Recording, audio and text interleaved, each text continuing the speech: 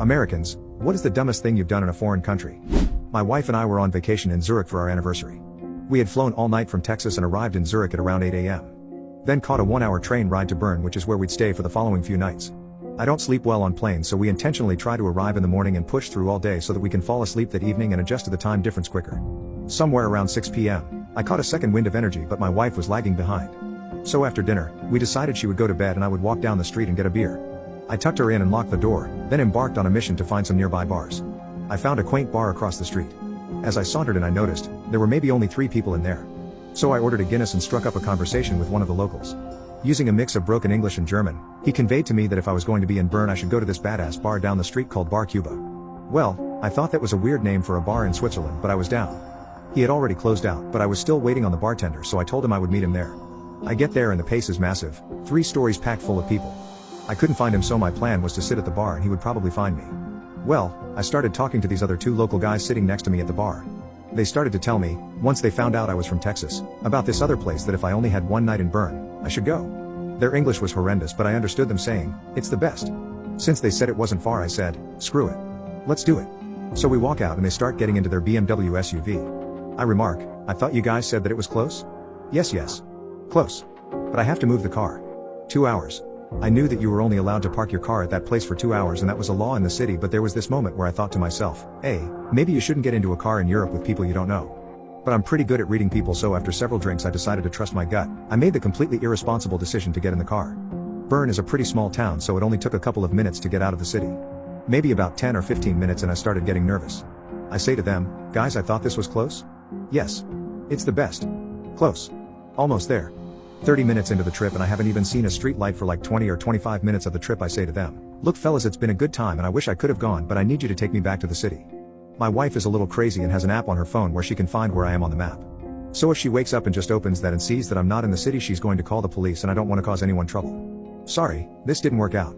But maybe tomorrow? That was a complete lie. No one in the world knew where I was. I didn't even know where on the map I was.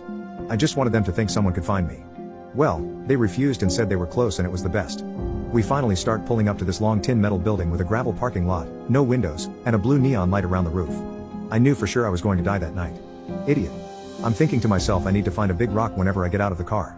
Could I run into the fields of darkness? I said, "Whatever you came to do, go in and do it. I need to leave before my wife sees that I'm gone, so I'm not going in. Please just hurry." One of the 2 guys says that he is going to stand outside and talk with me, and the other guy goes in. We were standing outside for about 20 minutes and I was trying to eye which rock I was going to David and Goliath these guys with when I heard a faint siren in the distance and it was getting closer. It sort of disappeared and then all of a sudden 20 Swiss police cars came barreling up the gravel way. They jump out and start yelling at me and this guy in German. Their lights illuminated a dead body 90 feet in front of me. They brought everybody out of this place, questioned us, and then explained that they had to take us in to get us to sign our statements. I remember being dumbfounded by how unprepared they seemed to deal with something like this. As they explained they needed to take me to the station, they asked me if they should put handcuffs on me or not. That would never happen in Texas. Well, they take my statement and then they tell me I have to sign it, but it's all written in German. I told them they needed to translate it to English and then I would sign it, but they said that they couldn't. I was recording with my iPhone. They said it was against their law for me to record the questioning. But they never checked my phone, so I recorded 35 minutes worth and texted it to my wife and my father. They said I couldn't take pictures of the police report but walked out of the office and left it on the desk, so I just went over and snapped pics. All in all, they kept telling me their law stipulates they have to tell me if they think I'm a suspect. That they don't and they just need me to sign this document. I kept refusing, saying we could wait it out until the morning and call the embassy, or they could hire an unaffiliated translator. They ultimately hired a translator. I signed it, with the recording and pictures probably being enough to get me off if this was a scam. I got on the train to head back to the apartment around 11 a.m. the next day, nearing 72 hours without sleep. I finally got back to the apartment an hour later, emotionally and physically shot, and profusely apologized. I felt so awful about the danger I put myself in and her as well. She actually took it really well. I didn't know what happened until months later I found a news article.